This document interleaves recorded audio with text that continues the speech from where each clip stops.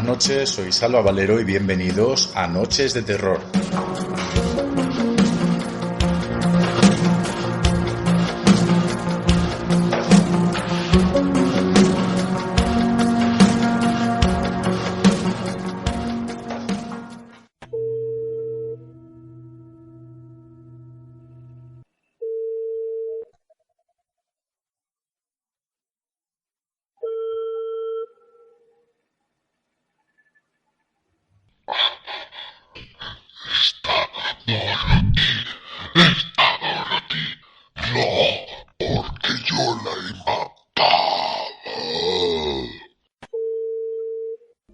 Escalofriante el primer tema que tenemos aquí de regreso, y es que vamos a hablar de unas llamadas terroríficas y además algo que nos va a dar bastante miedo, porque el teléfono se ha convertido en un objeto prácticamente inseparable. Todos llevamos nuestro teléfono móvil muy cerca nuestra.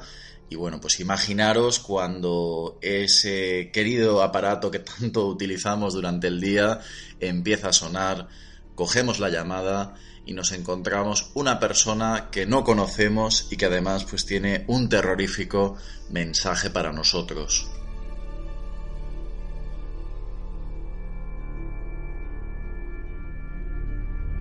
Edurne, quiero que me hagas un pequeño resumen de la primera historia, la historia de Dorothy, cómo comienza, quién es Dorothy y por qué está vinculado el teléfono a la macabra historia que tiene esta chica.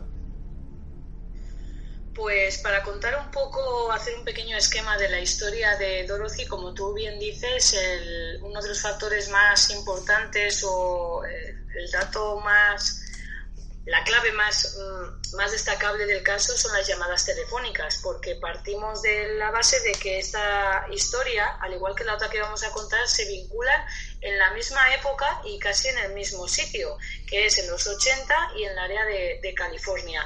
Y Dorothy era una mujer de 32 años que vivía con su hijo, que ella, antes de que le sucediera lo que ahora vamos a contar, empezó a recibir una serie de llamadas que se convirtieron en extrañas con el paso del tiempo y con la frecuencia con la que se iban dando lugar esas llamadas. Una persona que era totalmente normal, que no se podía justificar que pudiera tener ese tipo de llamadas por algún motivo, alguna enemistad con alguien, pero la realidad es que empezó a recibirlas y al principio, cuando pensaba que eran, pues eso, tonterías, alguien que está intentando gastar una broma y demás, pero cuando ve que todas esas llamadas evolucionan a un carácter más violento, más agresivo y que llegan a un punto final donde ya es amenazante, entonces es cuando empieza a decir, aquí está pasando algo, yo tengo que hacer algo, y empieza a ver en peligro su vida. Se mete a intentar hacer un poco de defensa personal porque ya estaba un poco en alerta,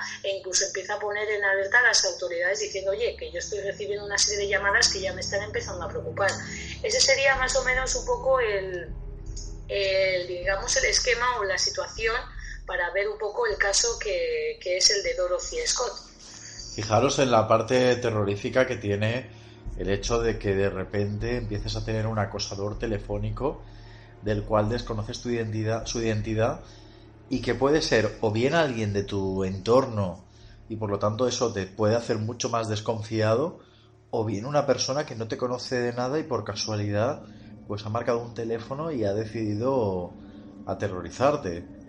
Esa sensación de no conocer quién es la persona que está al otro lado de la línea tiene que ser bastante terrorífico, la verdad. Totalmente, porque además Dorothy al principio, cuando contestaba estas llamadas, eran de una persona que supuestamente le profería admiración, que decía que la admiraba y que quería conocerla, porque no en muchas ocasiones era Dorothy la que contestaba, igual había veces que contestaba su madre o su padre, y entonces preguntaba, ¿está Dorothy? No sé qué, y entonces era cuando contaba, no, es que tengo admiración por ella, me gustaría conocerla, pero no me atrevo. Entonces, esas eran el cariz de las primeras llamadas, y luego van evolucionando hasta que tienen un cariz mucho más agresivo y donde empieza ya a llegar a un punto en el que ya comienza a ser amenazante y violento, verbalmente a través de las llamadas telefónicas. ¿Qué te parece, Gema, y qué puedes añadir hasta este momento de la historia, lo que fue, digamos, el origen de la pesadilla de Dorothy. A ver, hay que tener en cuenta para los que tengan una edad inferior a la mía, que antes, que no existían los móviles, no existían los domos tampoco, y cuando a ti te llamaba un teléfono, básicamente tú no sabías quién era, y incluso era frecuente que hubiera bromas, aquellas llamadas que había una respiración y nada más, o te decían una palabra o te colgaban, era incluso normal. Pero claro, aquí el problema es que las llamadas que le están prefiriendo a Dorothy empiezan, como bien ha dicho Edurne, con temas de admiración, de cómo me gustas, qué mona eres, es que te adoro, pero poco a poco van adquiriendo un cariz un poco más tenebroso en el momento en que le empiezan a decir, pues, qué bonito jersey llevas hoy, por ejemplo, una frase tan sencilla como esta, porque eso demuestra a Dorothy que alguien la está vigilando. Entonces, no solo la están llamando, la están vigilando. Esta voz empieza a llamarla y empieza a dar detalles. Por ejemplo, un día la llama al trabajo y le pide que por favor salga, que salga afuera a la calle, que tiene algo para ella. Ella, sin saber muy bien a qué viene aquello, sale y se encuentra una rosa roja marchita en el parabrisas de su coche. Imagínate la sensación de Dorothy cuando sale y comprueba que esa persona no solo sabe dónde el teléfono de su trabajo, sino que sabe físicamente dónde está su trabajo. Entonces, claro, Dorothy realmente se empieza a preocupar muchísimo y de hecho estuvo a punto de comprar un arma. Lo que pasa es que pues tenía miedo por su hijo pequeño de 4 añitos de que, bueno, que pudiera haber algún accidente o algo y por eso no llegó a hacerlo.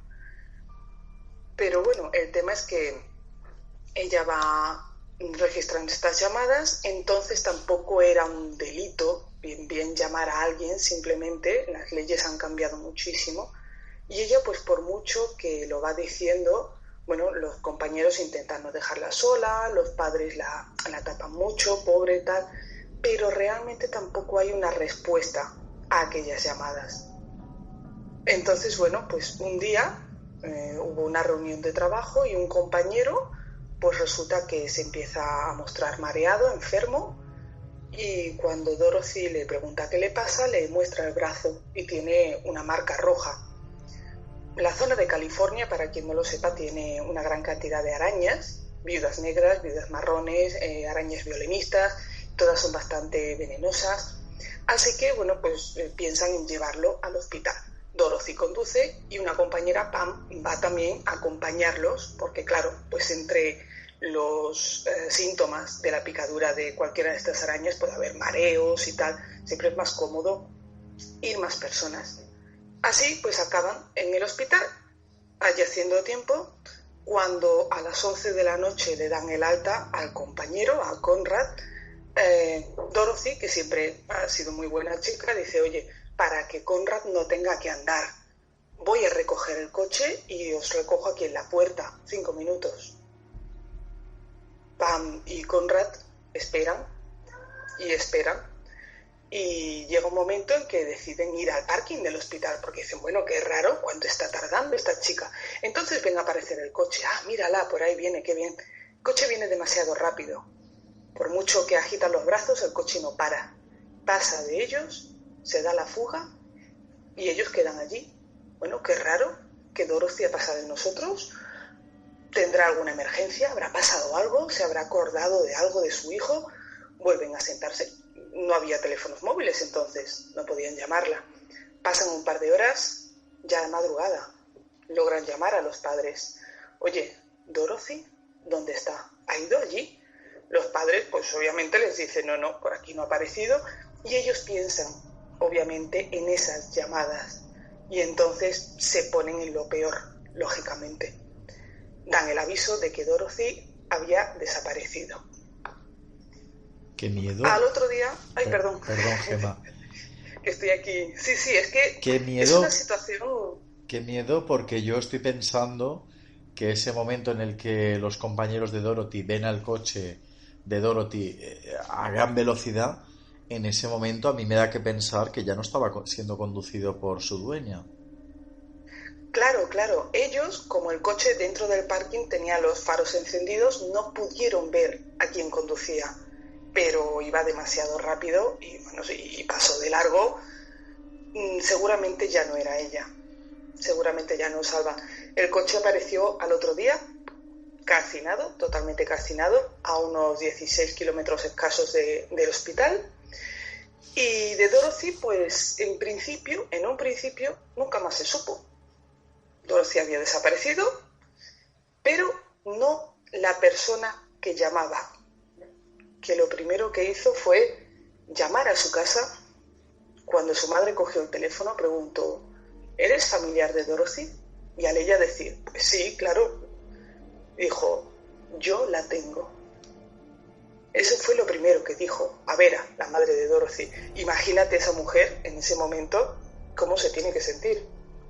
Es decir, que hubo una persona, deduzco yo que sería la misma, hubo una persona que empieza a atemorizar a Dorothy, empieza a mandarle llamadas, al principio más benevolentes, luego se vuelven mucho más agresivas, más insidiosas.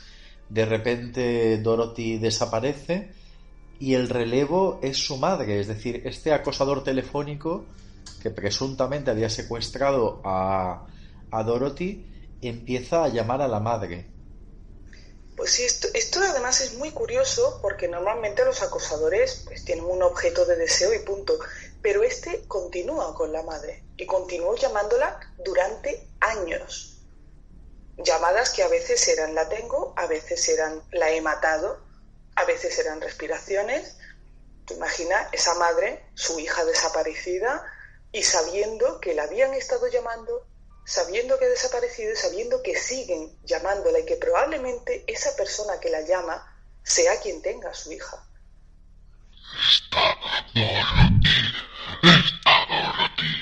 No, porque yo la he matado.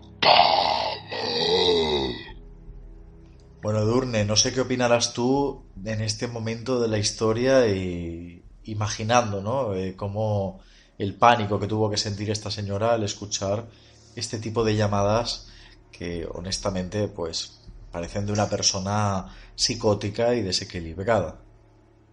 Pues totalmente terrorífico, ya no solo por lo que sentía Vera, la madre de Dorothy, sino por lo que la propia Dorothy sentía antes de que desapareciera, porque toda esa violencia y lo que en un principio era admiración fue increciendo hasta ver amenazas de su propia vida y hasta que luego aparece todo este secuestro y luego esas llamadas que iban como si fueran a seguirse burlando de la familia, una familia que sigue sabiendo que no tiene ni idea de qué es lo que ha pasado con su hija, saben que ha desaparecido pero no saben quién la tiene y aún así hay alguien que sigue metiendo cizalla durante 4 años llamando y preguntando: ¿está ahí Dorothy? ¿Se encuentra Dorothy? Y volviendo a hacer toda esa misma retahíla de preguntas y sacudiendo las emociones de esos padres que, sabiendo que él tenía que ser el autor de esas llamadas, el culpable, nunca llegaron a identificarle, porque cuando ya la familia, porque en un principio cuando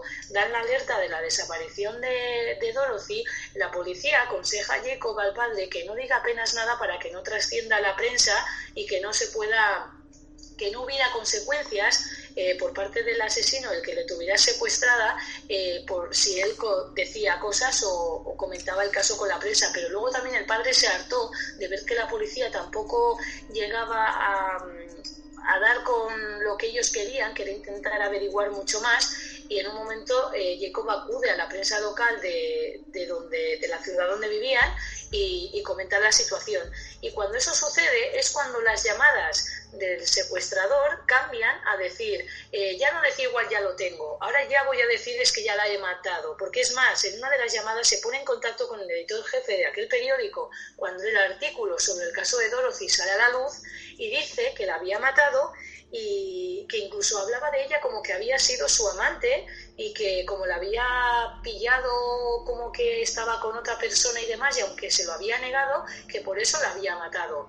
Y la describía veía como una amante suya cuando de Dorothy no se conocían ni parejas y tampoco que saliese a socializar o de ocio los fines de semana, y es cuando cambió un poco la situación, ¿no? Cuando el padre comenta el caso con la prensa. Entonces es como un poco, pues eso, las ganas de unos padres de querer averiguar qué ha pasado con su hija y ver cómo aún así durante 4 años te siguen machacando, porque ya te digo, cuando una vez que pasa todo esto, la policía dice, vale, pues vamos a pinchar incluso los teléfonos de la familia para ver quién es la persona, intentar grabar esa voz, intentar identificarla, pero también era imposible porque la persona utilizaba algún distorsionador de voz y era prácticamente imposible intentar saber quién estaba detrás, ni localizarle, ni intentar identificar aquella voz. Entonces, cualquier cosa que la policía pudiera hacer les llevaba siempre a un callejón sin salida, por mucho que se esforzara. Entonces era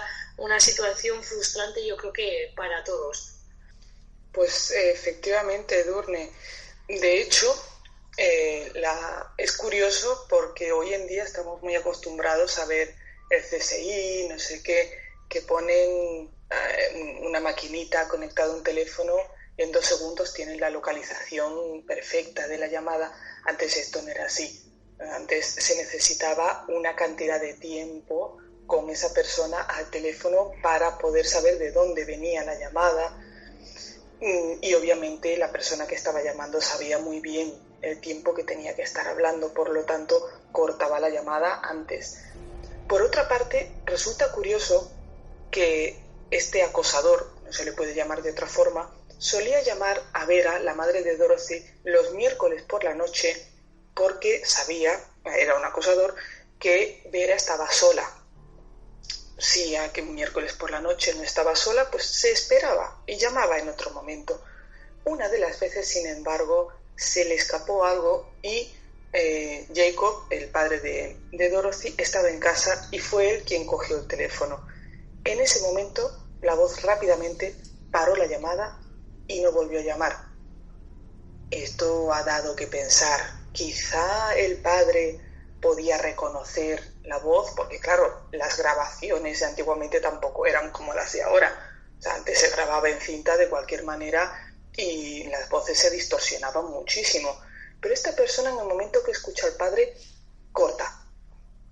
Pasan los años, como bien habéis dicho, y al cabo de los 4 años, pues un obrero encuentra lamentablemente unos huesos que se acaban demostrando que son de Dorothy. No pudieron saber nunca cómo fue asesinada, porque los restos pues estaban en muy malas condiciones, había pasado mucho tiempo. Había un reloj, un anillo, que eran de ella, y finalmente pues las pruebas de moldes dentales aseguraron que los restos eran suyos, pero lo cierto es que nunca se supo cómo murió. Eso sí, hay un detalle un poco macabro quizá, y es que su reloj se había parado a las 12:30 del mediodía del 29 de mayo, el día siguiente al que ella desapareció. Es bastante llamativo. La madre siempre pensó que al menos su hija murió rápido, poco más o menos, pero nunca tuvieron nada más de lo que tirar. Su hijo, Swan, que por aquel entonces pues tenía 4 añitos, lógicamente en aquel momento poco pudo hacer, pero conforme han ido pasando los años no ha querido dejar en saco roto la muerte de su madre, como lógicamente nos pasaría a todos, creo, y ha estado luchando denodadamente para encontrar al asesino. Debo decir que no lo ha podido encontrar, pero sí que ha llegado a poner un nombre con un apellido de un posible sospechoso que a día de hoy ha muerto, por lo tanto nunca lo sabremos, pero que podría haber sido porque trabajaba cerca de donde trabajaba su madre. Su hermana, la hermana de este señor, que se llamaba Mike, trabajaba en codo con Dorothy, y era un señor que había estado sirviendo en la guerra de Vietnam, había venido un poco tocado, no se encontraba muy bien, y él siempre veía a Dorothy como con esa admiración de esa chica tan buena, tan generosa, tan guapa, este tipo de admiración que puede realmente pues torcerse, y como efectivamente se torció, porque como bien ha dicho Edurne, al principio las llamadas eran de admiración y amor. Claro, lo que pasa es que cuando una persona le tiene admiración y amor a algo, y ese algo, ese objeto de su deseo, no le devuelve lo que él cree que le tiene que devolver, ese amor se va convirtiendo en otra cosa, en algo más malsano. Y es entonces cuando su discurso se tuerce y empieza a hacer esas llamadas diciéndole, como le dijo en una de las últimas veces, voy a cortarte en trozos tan pequeños que nunca te encontrarán. Eso recibió Dorothy cuando aún estaba viva, es decir, las últimas llamadas antes de su desaparición cada vez eran más siniestras y más grotescas. Sí. Yo creo que él ya ahí empezaba a ver que ella, pues bueno, que él era transparente para ella. Ella, de hecho, llegó a decir alguna vez que la voz le sonaba muchísimo, pero no lograba ponerle cara. Esto también es una de las cosas que ha llevado a su hijo Sean a pensar en Mike, que era un mecánico que, como digo, trabajaba al lado.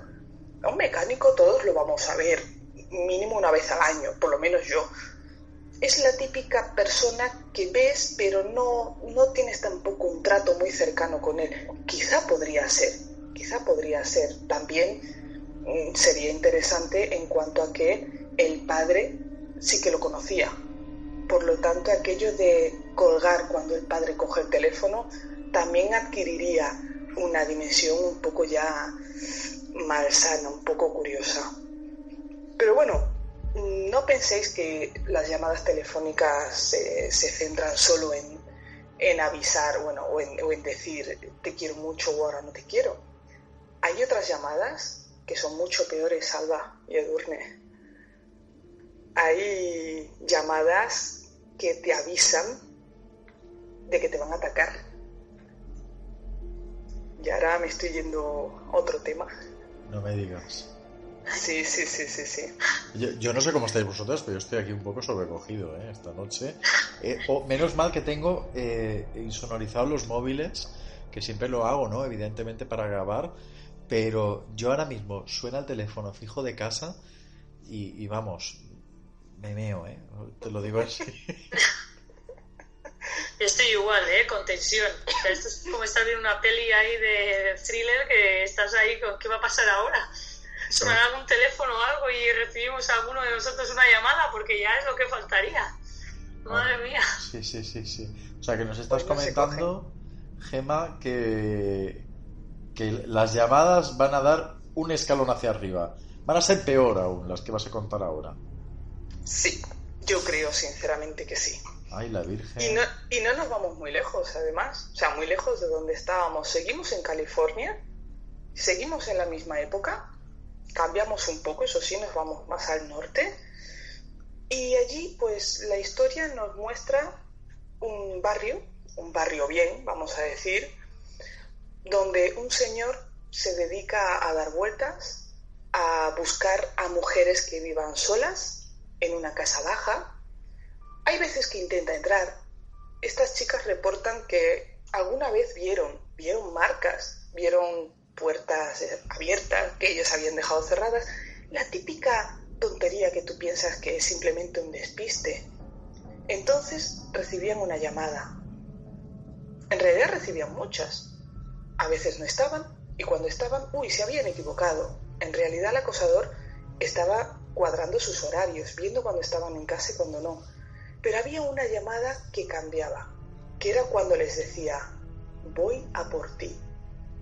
Al cabo de semana, mes, efectivamente, iba a por ella y las violaba salvajemente.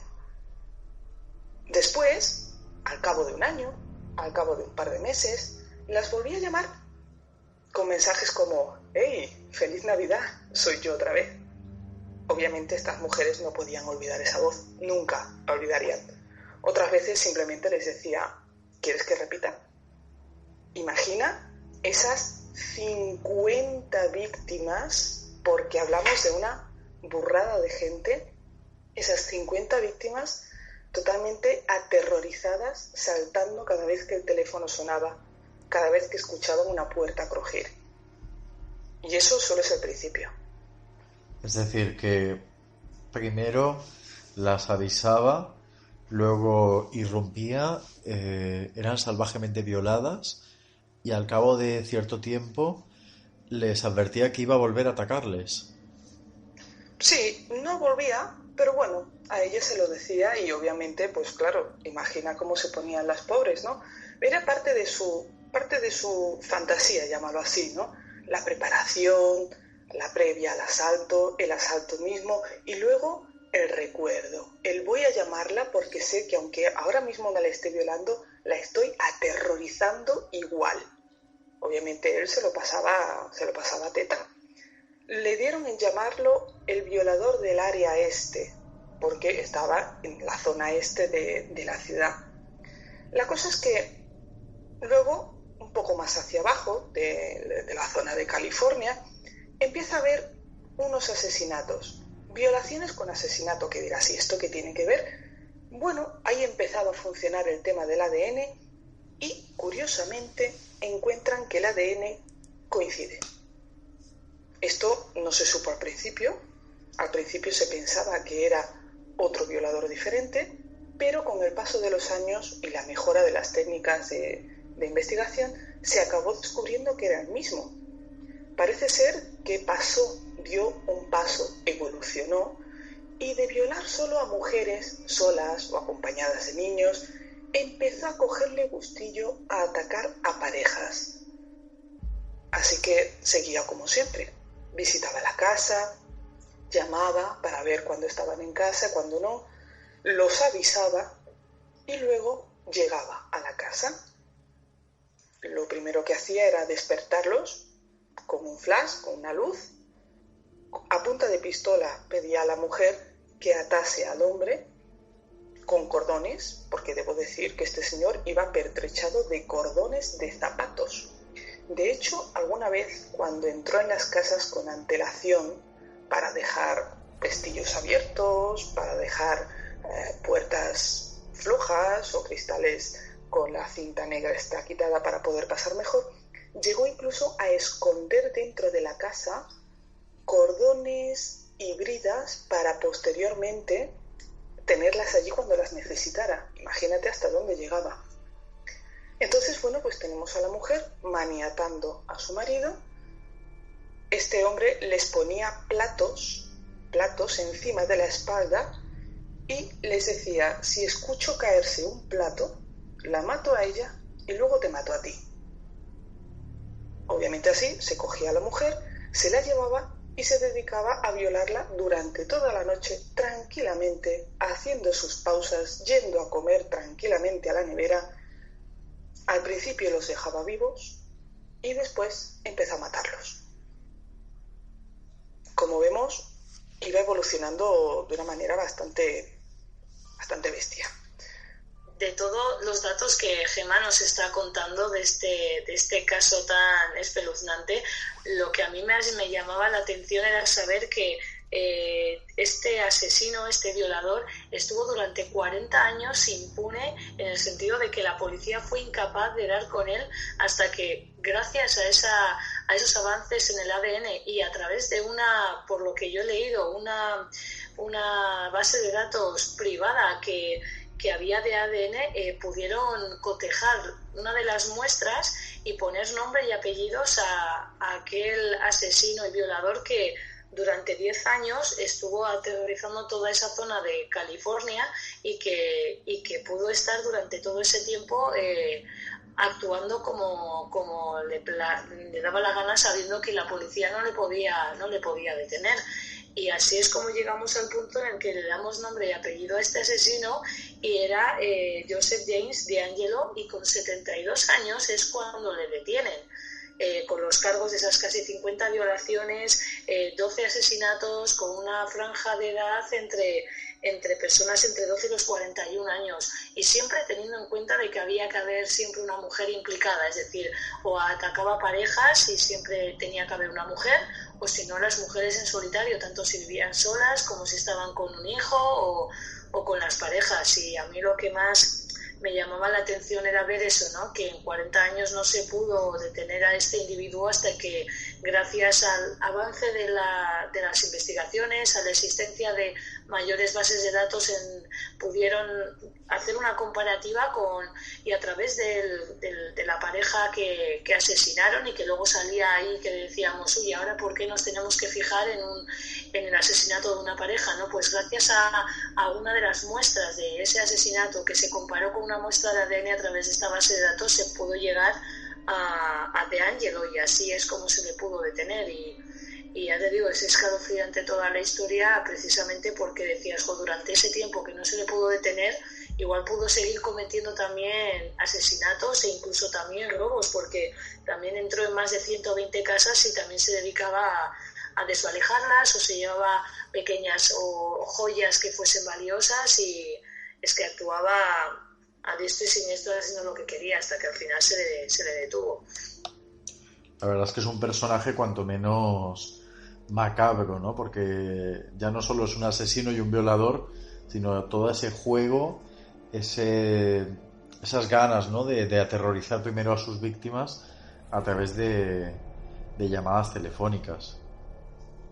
Sí, sí, totalmente lo que decía Gemma, que cuando ya había violado a sus víctimas, seguía todavía generando terror a esas víctimas, llamándolas y dejando entrever como que seguía estando ahí, que él no se olvidaba de ellas, y haciendo que esas víctimas tuvieran siempre ese fantasma presente de que podían ser violadas en cualquier momento, porque cuando se daban cuenta, él es cuando irrumpía las noches en las casas y se lo encontraban las víctimas ya postrado en la cama con el cuchillo, amenazándolas de que ya las iba a violar. Entonces también hay que ser pues eso, sádico para seguir haciendo esas llamadas después y torturarla psicológicamente con la cosa de que él sigue estando presente y que en cualquier momento podría aparecer, aunque no lo dijera, pero eso ya bastaba, esa llamada ya era lo único que necesitaban esas víctimas para seguir teniendo en cuenta de que... Disculpar.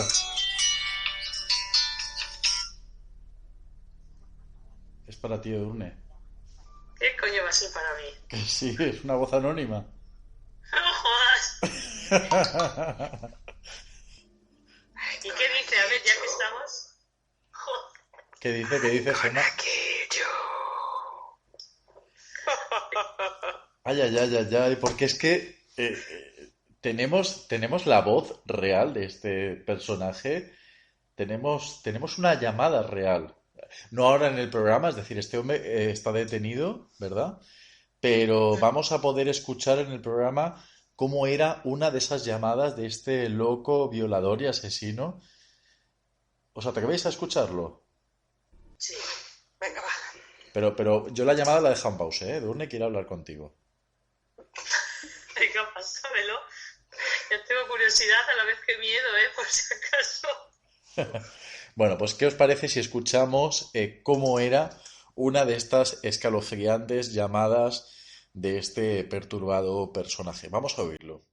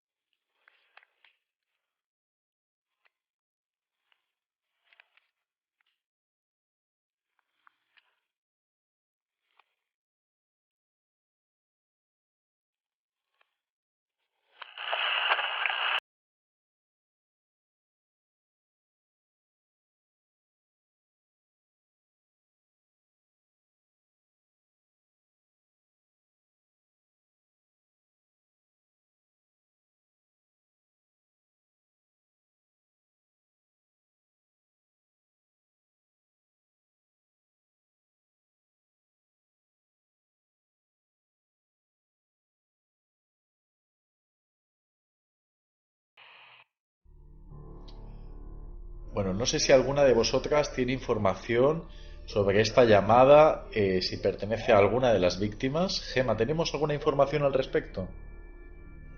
No sé exactamente a quién se la hizo esta llamada, pero es lo más escalofriante que es que, mira, es que me ha dado un repeluco y todo. Es de lo más escalofriante, pero no sé exactamente a quién fue, a quién se la hizo. Yo sé que a ti se te da bien imitarla. A ver cómo habla este asesino. I'm gonna kill you, bitch. Qué fuerte, da mucho miedo. ¿A vosotras os ha pasado... No, ahora lo digo en serio. ¿Os ha pasado alguna vez alguna situación así? Es decir, ¿habéis recibido alguna vez algún tipo de llamada de mal gusto, anónima, diciendo alguna cosa para asustaros? ¿Alguna vez te ha ocurrido algo así, Gema? Sí, como digo, antes, cuando no había domos ni nada de esto, era, no digo frecuente, pero si alguna vez te encontrabas que cogías el teléfono y te decían una burrada y colgaban, o te decían, no voy a por ti ni voy a matarte, ¿no? Pero sí que a lo mejor te decían, sé quién eres. Y te decía, vale, pues de acuerdo. Lo que pasa es que yo siempre he sido un poco resuelta y le decía, pues como yo sepa quién eres tú, te vas a cagar vivo, ¿no? Pero sí, llamadas de estas sí que hemos llegado a recibir en casa unas pocas, ¿eh? ¿Y eran así también, con voz así perturbada? No lo recuerdo porque piensa que ha llovido muchísimo. Estamos hablando de que yo era muy jovencita ahí. Pero sí que era aquello, recuerdo una que era una respiración. Solo se escuchaba respirar. O sea, tú cogías el teléfono y era como... Y ya está, no se escuchaba nada más, nada de fondo, solo eso. Y claro, te daba un mal rollo que no veas. ¿Y en tu caso, Edurne, alguna vez has recibido algún tipo de llamada de este estilo? No, y mira que yo he vivido las dos cosas, la época en la que tenías el teléfono donde ni te registraba la llamada ni nada, y la posterior donde ya podías ver el teléfono antes de contestar, pero yo ahora mismo que estaba intentando hacer memoria no recuerdo así ninguna llamada. Mejor. Bueno, la de esta noche que no quieres coger. Yo no he dicho que no quiera cogerla, no te estoy diciendo pues que le pongas, ya quiero escuchar la voz, a ver qué me tiene que Yo decir. creo que a ti te ponen, este tipo de llamadas te pone cachonda. Joder, no hombre, no, ya solo faltaba que si estamos hablando de llamadas que tienen todo este cariz de asesinatos y violaciones, que encima digas que eso a mí me ponga alegre, o sea, por favor, madre mía. Yo me acuerdo, no me pasó a mí, le pasó a una amiga mía, pero fijaros la historia porque tiene tela, ¿eh? Yo recuerdo, esto me lo contó una compañera de trabajo y amiga mía, que durante un tiempo, pues como comentaba Gema, ¿no? Hoy en día el teléfono fijo está prácticamente muerto, es decir, ya nadie lo utiliza, pero hubo una época en la que, pues, aunque ya existían los móviles, además ahora tenemos muchísimos minutos gratis y no cuesta prácticamente nada llamar de teléfono móvil a teléfono móvil, pero esto no era antes así. Antes se seguía utilizando el teléfono fijo y yo recuerdo una época en la que los móviles pues prácticamente era para los SMS y poco más, o hacer una llamada perdida para que alguien bajara, ¿no? En plan, ya ha llegado, hacías una llamada perdida y bajaba alguien a tomar café. Y bueno, pues esta chica me comentó que empezó a recibir en el teléfono fijo. Ella estaba recién separada, estuvo un tiempo viviendo sola cuando se separó y alrededor de la 1 de la madrugada, las 2 de la madrugada, empezó a recibir llamadas. Al principio simplemente, pues como comentaba Gema, eran respiraciones profundas, a veces asemejaban a jadeos y a medida que seguía recibiendo este tipo de llamadas, pues empezaban a tener connotaciones sexuales. Había veces que notaba pues algo así, como si fuera una fricción, como si estuviera alguien, vamos, dándole un poco a la zambomba. Y otro tipo de guarradas, ¿no? La voz estaba como un poco distorsionada y bueno, pues le hacía insinuaciones sexuales, ¿no? Y en plan, pues te voy a follar, puta, ¿no? Todo era que esta mezcla, ¿no? Del sexo y la agresividad, ¿no? Esta mezcla de te digo algo sexual, pero a la vez te insulto, ¿no? Y lo vivió con bastante miedo porque ella era una persona que siempre había vivido en compañía, es decir, de vivir con sus padres pasó a vivir con su marido, y en esta época en la que se había separado y que vivía sola, pues empezó a sentir miedo, ¿no? Por este tipo de llamadas. Y fijaros, pues a una de sus mejores amigas se lo comentó. Le dijo, estoy un poco asustada, estoy recibiendo este tipo de llamadas, qué loco pervertido se le ocurre algo así. Y bueno, pues hizo partícipe a su amiga de la pesadilla que estaba viviendo, porque además, claro, nosotros cuando nos vamos a dormir, los teléfonos móviles los insonorizamos, pero los teléfonos fijos, a no ser que le quites el volumen, sonaban, ¿no? Y había veces que incluso ella ya estaba en la cama y recibía este tipo de llamadas. Además, sus padres eran muy mayores y quería dejar el teléfono con voz por si acaso a mitad de noche, pues lamentablemente ocurría alguna mala noticia. Y bueno, pues ella cogía el teléfono y todo lo que recibía eran llamadas muy feas y muy guarras.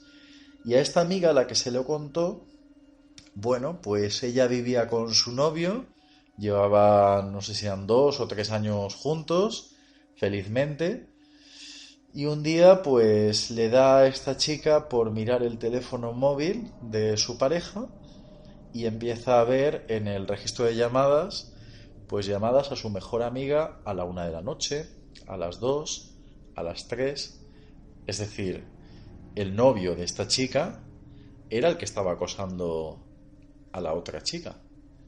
O sea, imaginaros que os están contando, tú imagínate, yo que sé, Gemma, si tú tienes pareja, que una amiga tuya te cuenta, joder, tía, lo que me está pasando, qué fuerte, hay un hijo de puta que me está acosando. Tú luego te vas a tu... Yo acabo de oír ahora un ruido en la puerta.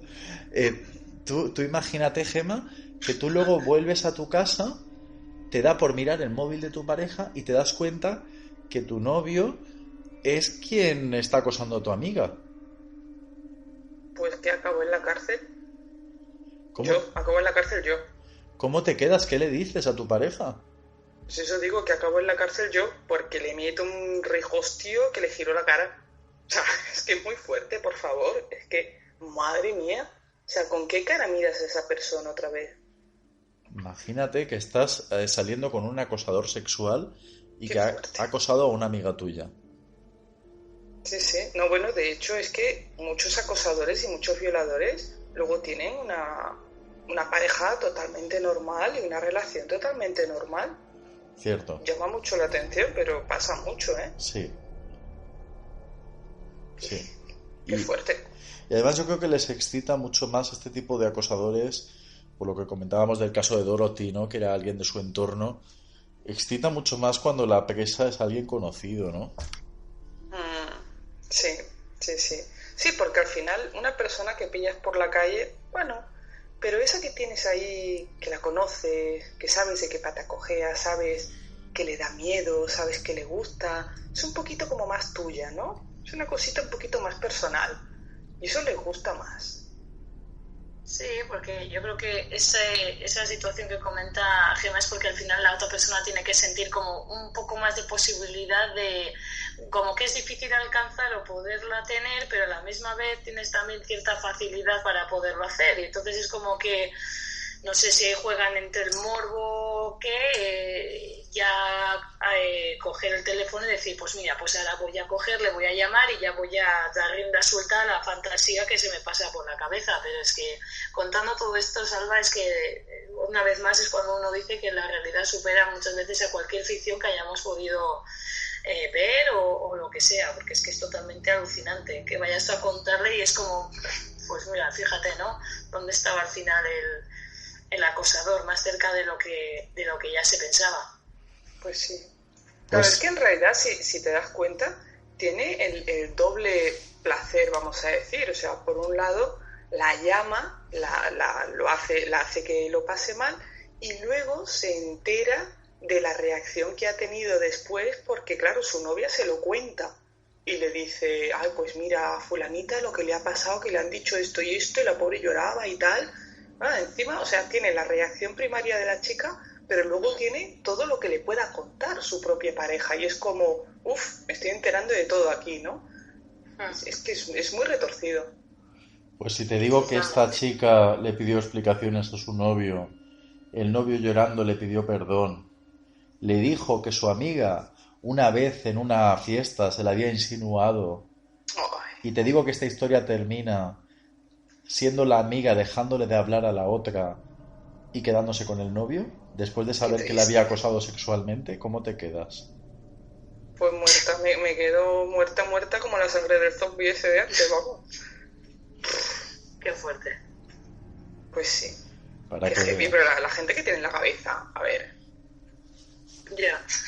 Qué mal. Para que veas.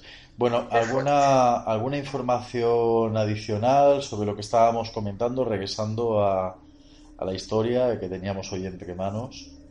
Mira, el audio, mientras estabas explicando, estaba buscando el audio famoso del Gonna Kill You. Fue en el 2 de enero del 78. He encontrado la fecha, lo que no he encontrado a quién. El nombre de la víctima obviamente no ha trascendido, pero se sabe que fue el 2 de enero del 78 cuando la hizo. Da mucho miedo, ¿eh? Cómo suena. Mucho. Sí. Que lo dice con ese, es que saborea cada palabra, es que lo notas que la está paladeando. Es como, y acaricia la palabra, le encanta lo que está diciendo, se encanta a sí mismo. ¿Tienen esa, tú que eres criminóloga o estudiante de criminología, ¿tienen esta tipología, este tipo de perfiles? A ver, sí, bueno, por ejemplo, tienes un caso muy famoso que es el de Ted Bundy, que Ted Bundy, bueno, tenía su pareja y era perfectamente feliz con ella, pero se dedicaba a violar chicas alegremente y a él lo que realmente le ponía ya no era la violación, realmente no es la violación, es el puedo sobre ti, el tengo poder sobre ti. Y tú estás acojonada y no puedes hacer nada, porque voy a ir cuando yo quiera, te voy a hacer lo que yo quiera y tú no puedes defenderte. Esa es la clave de toda la excitación que siente un violador. No es el hecho de meter un pene en una vagina, no. Se trata de el poder. Y ahí prácticamente todos son iguales. O sea, es el yo puedo sobre ti y tú no puedes hacer nada para evitarlo. Y es que si te paras a pensarlo, es lo más horroroso. Además, como decía, ¿no? Todo esto al final no deja de ser como una especie de ritual o de unos preparativos, ¿no? Es decir, primero arrincono a esta persona, la asusto, le hago saber que hay alguien de su entorno que tiene pues ese tipo de pensamientos negativos, obscenos, y luego intervengo, ¿no? Claro, piensa que estas personas, o sea, si a ti una vez te llaman, pues nada, pero si a ti esto se te va repitiendo, te van llamando, te van acosando, tú llegas a un punto en que oyes un timbre y te asustas, sí. Escuchas un ruido fuera de y te asustas, y llega un momento en que estás pensando continuamente en esta persona, que es lo que él quiere, que pienses en él. Da igual si con cariño o no, pero que pienses en él, que estés siempre pensando en él, obsesionada, tal y como él está obsesionado contigo. Sí. Es lo que buscan. Comentando un poco más lo que decís vosotros, es que ese modus operandi del poder que decía Gemma es eso, ¿no? Esa sensación de ver cómo dejas a tu víctima con indefensa totalmente y que la otra persona solamente con las primeras palabras que dejan ver la intención que tiene con ella, verte que estés donde estés, en tu casa, en la calle, es como, es que no puedo hacer nada, te sientes que no tienes defensa alguna y que con la seguridad que tiene el agresor ya te ves eso, desprotegido y que en cualquier momento luego pues te va a pasar lo que con la amenaza que está teniendo, y es que es terrorífico.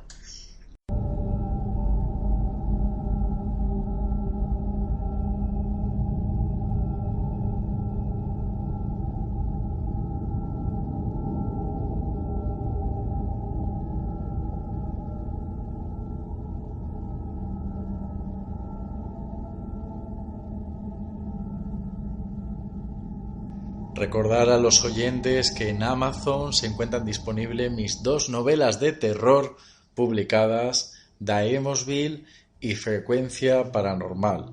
Así que bueno, muy buenas noches, gracias por estar aquí, Edurne, muy buenas noches, Gema, y muy buenas noches a todos los oyentes de Noches de Terror.